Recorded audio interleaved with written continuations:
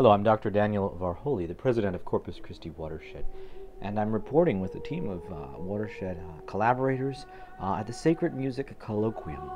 And this is the 19th annual Colloquium held at Loyola University in Chicago, Illinois, and it's June of 2009. And the team of us who are here are very much enjoying it because we are able to be part of the workings of the Colloquium, which involves everything from polyphony rehearsals and sessions on Gregorian chant, instruction, as well as sections on vocal pedagogy, chironomy, which is the conducting of Gregorian chant. There also have been masterclass sessions on improvisation for the pipe organ at liturgy. We've also been, of course, very blessed to be able to sing together in worship as the instructions for the church request us to do. We have had morning masses at 10 o'clock, singing in a range of styles of simple Gregorian chant, Renaissance polyphony. It has been a great joy for all of us to be part of. And today, as we honored St. John the Baptist, we had the Cardinal Archbishop of Chicago, Cardinal George, as our celebrant, and that was a great joy as well. We've also had lectures in the evenings, including an introduction to sacred music by Professor William Mart. We also have had a wonderful lecture, which is very dear to the heart of Watershed, of Jeffrey Tucker on the contemporary music scene for Catholics.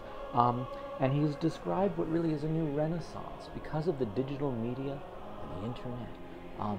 There's a great fervor, particularly amongst young people, to try to recapture and celebrate and interpret in a contemporary way the great traditions of the church.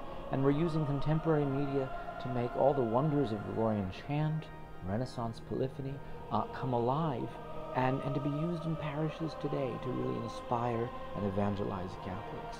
So it's a wonderful kind of nexus point, if you will, of all the glories of church liturgy, the glories of the medieval period up to the Renaissance period, but being articulated and interpreted and disseminated in a most wonderful way using our current technology, MP3 downloads, videos on the internet, and so forth. So Watershed has really enjoyed being here. We've also enjoyed, of course, the social dimension of meals, lunches, and dinners with fellow Catholic musicians and artists, people who love the liturgy of the church, who come from a range of places, who come from throughout the country, but also other countries. You can wind up having a breakfast with a music minister from Melbourne, Australia, or meet a professor from the Netherlands, and hear about what they do with their parishes. And what's particularly exciting is just the friendly, convivial, pastoral dimension of being able to talk with people about parish rehearsals, tips and techniques that work, how to try to teach people in the parish level how to make this beautiful music come alive for the Lord, and how to really inspire hearts. The other thing which I've enjoyed, which has been a great delight, is because I stand at the back of the church when we're recording, because of the technical things, I see people, young students who are thinking of coming to the school, or people just come in the chapel who are just visiting or just curious because of the building or are on summer break, and they pop in and they go, oh, something's going on, and then they see the Mass and they hear the music and they stop and they stare. And there's a kind of a softening of their eyes and hearts. I've seen it several times where people are just transfixed by the music. And one young lady today, she came roaring into the church, just kind of passing through. She had a book bag and everything else, and she heard the polyphony at the Mass with Cardinal George.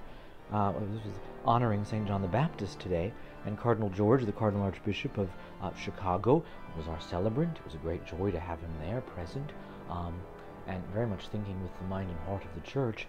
He's also the president of the United States Bishops' Conference, and for him to speak so lyrically about the need for sacred music and the need for people to have this evangelical witness of beauty in the liturgy as an oasis, to hear him talking about that and to hear the music and to also hear young people coming by and themselves being very moved because they might not have been exposed to this music before, but their hearts were open to it, and it's a great joy. So we're happy to be here, and it's been a great grace.